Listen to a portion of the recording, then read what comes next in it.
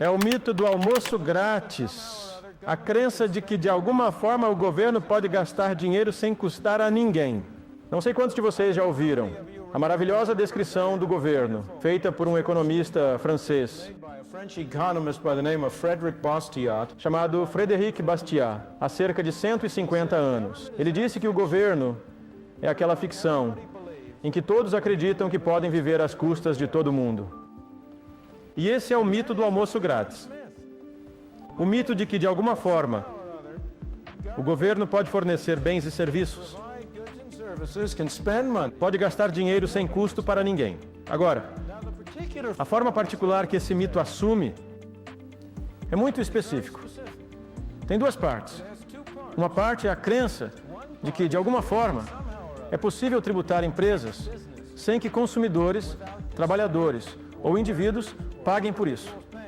De alguma forma, as empresas são uma grande fonte, uma fonte inesgotável, que pode ser tributada sem custo.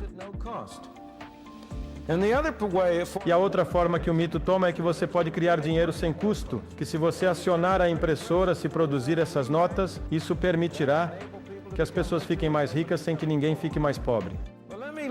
Bem, deixe-me olhar para o primeiro problema. Você pode taxar empresas? O que é uma empresa? Existem pessoas. Só as pessoas podem pagar impostos. Posso taxar este chão? Posso taxar o edifício? O edifício não pode pagar impostos. Só as pessoas podem pagar impostos. Então, quando você fala sobre um imposto sobre empresas, ele tem que ser pago por alguém. Ou é pago pelo acionista, ou é pago pelo cliente, ou é pago pelo trabalhador. Não há outra fonte possível. There's no Santa Claus? Papai Noel não existe. Esse mito gera a crença de uma fonte pela qual o governo pode gastar dinheiro que não vem de alguém. Alguém tem que pagar. E ainda assim, repetidamente, você ouve a afirmação: não devemos aumentar impostos sobre indivíduos. Aumentaremos impostos sobre empresas, em relação à discussão atual sobre a segurança social.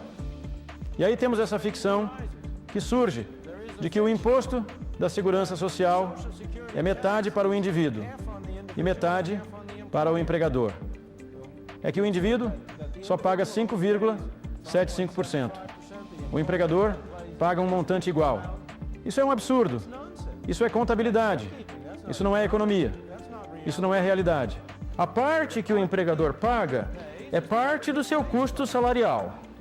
Para um empregador considerar se vale a pena contratar um trabalhador adicional, ele precisa considerar como parte de seu custo não apenas o que paga ao trabalhador, mas também os impostos extras que terá de pagar ao governo. Não faz diferença nenhuma para o empregador se ele paga ao trabalhador um cheque maior e o trabalhador paga uma parte maior disso diretamente ao governo,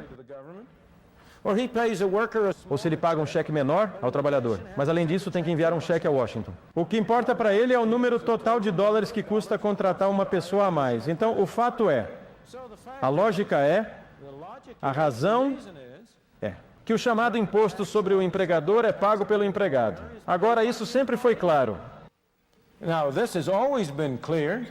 A partir do raciocínio econômico geral, mas também foi submetido a testes empíricos.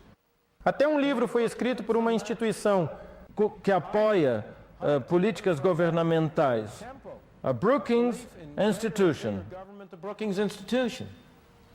Em Washington, publicado há alguns anos, demonstrou empiricamente que o imposto sobre o empregador era realmente pago pelo empregado, que era transferido para o empregado, e não pode ser de outra forma, como você verá se pensar sobre isso.